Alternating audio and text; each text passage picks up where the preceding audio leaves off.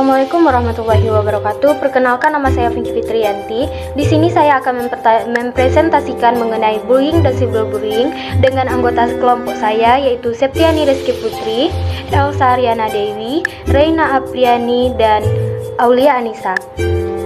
Dan bullying dan cyberbullying adalah dua masalah utama yang dimiliki oleh remaja dan orang muda dewasa. Hal ini tidak sama tetapi saling berkaitan satu sama lain. Banyak orang yang melakukan percobaan bunuh diri hanya karena hal ini. Bullying dianggap wajar dalam pertemanan. Dan bullying sendiri bukanlah hal yang baru. Bullying sudah ada sejak lama. Kata bullying berasal dari bahasa Inggris, yaitu bull yang berarti banteng. Selanjutnya, perbedaan bullying dan cyberbullying. Bullying adalah tindakan yang tidak terpuji yang merugikan korbannya, bahkan hingga merusak psikisnya, kesehatan psikisnya. Parahnya lagi, kasus bullying banyak ditemukan di sekolah. Selanjutnya, cyberbullying. Cyberbullying adalah penggunaan teknologi yang dipergunakan untuk mempermalukan, melecehkan, mengancam, hingga menargetkan orang lain. Sehingga dengan cara mengancam, melecehkan, hingga menargetkan orang lain. Teks online, tweet, postingan, hingga pesan kejam, agresif, yang semuanya ditujukan kepada korban yang mungkin terjadi secara berulang. Saya Aulia Anissa akan melanjutkan presentasi mengenai bullying.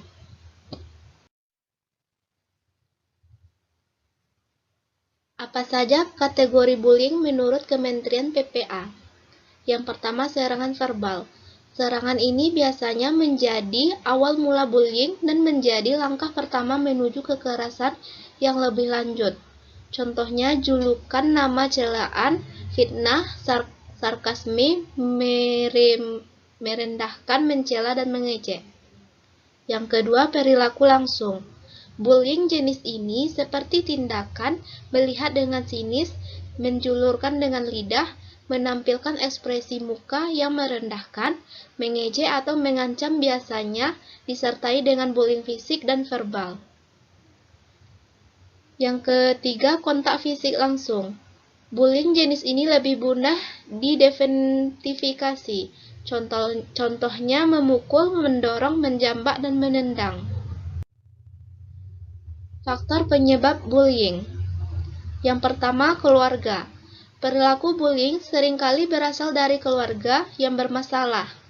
Orang tua yang seringkali menghukum anaknya secara berlebihan, atau situasi rumah yang penuh stres, agresi, dan atau permusuhan. Konflik yang terjadi ini bisa saja ditiru oleh anaknya. Yang kedua, kontak fisik langsung. Sekolah seringkali mengabaikan keberadaan bullying, akibatnya pelaku bullying akan mendapat penguatan terhadap mereka untuk mengintimidasi. Dampak bullying. Kurangnya motivasi atau harga diri, problem kesehatan mental, misalnya dan kecemasan yang berlebihan, problem dalam hal makan, susah tidur, sakit yang serius, dan luka parah sampai cacat permanen, patah tulang, dan lain-lain. Problem-problem kesehatan seksual, misalnya mengalami kerusakan organ reproduksi, mengembangkan perilaku agresif, suka menyerang, menjadi pemarah, dan lain-lain, mimpi buruk, dan serba ketakutan dan kematian. Memerangi bullying. Menurut Mariam B. Ganiau dalam buku Perkembangan Remaja dan Problematikanya, yang pertama, menciptakan kultur sekolah yang aman, nyaman, dan sehat. Yang kedua, guru dan orang tua mengajarkan cara menyelesaikan masalah tanpa kekerasan. Yang ketiga, menanamkan nilai agama dan moral sehingga mereka bisa menghargai dengan cara menyelesaikan masalah tanpa kekerasan. Yang ketiga, menanamkan nilai agama dan moral sehingga mereka bisa menghargai dan menghormati. Yang keempat, guru dan orang tua harus bekerja sama untuk menangani bullying. Assalamualaikum warahmatullahi wabarakatuh. Saya Elsa Ariana Dewi. Di sini saya akan mempresentasikan cyberbullying. Jenis-jenis cyberbullying. 1. Harassment. Pelaku melakukan harassment biasanya menuliskan komentar buruk dengan tujuan menimbulkan kegelisahan. 2. denigrasi atau pencemaran nama baik.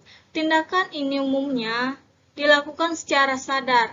3. Flaming. Biasanya berupa provokasi, penghinaan, mengejek sampai menyinggung orang lain. 4. Cyberstalking. 1. Memata-matai, mengganggu yang dilakukan secara intens. Baiklah, di sini saya akan menjelaskan tentang strategi menghadapi bullying. Yang pertama, jika terjadi di akun media sosial Anda, maka blokirlah akun tersebut dan laporkan ke pihak yang berwajib. Yang kedua, berpikir sebelum mengunggah konten, entah itu konten positif atau negatif. Berpilah-pilahlah dalam mengunggah konten yang akan Anda unggah.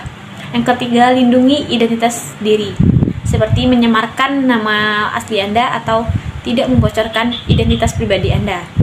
Yang keempat, simpan bukti bullying dan laporkan juga ke pihak yang berwenang. Yang kelima, meminta bantuan orang yang Anda percayai. Yang keenam, bila terjadi di sekolah, maka hubungi atau temui guru BK dan guru lainnya untuk melaporkan kejadian kasus bullying tersebut. Berikut dampak bagi korban jika mengalami bullying dan cyberbullying. Mereka akan merasakan cemas, depresi, merasakan ingin bunuh diri, menghapus profil media sosial, dan melukai diri sendiri. Presentasi itu seperti cemas itu mengalami presentasi 40%, depresi 37%, berpikir bunuh diri itu 26%, menghapus foto media sosial itu 26%, dan melukai diri sendiri 25%. Sekian yang dapat saya sampaikan, lebih kurangnya saya mohon maaf, saya kembalikan kepada moderator. Terima kasih.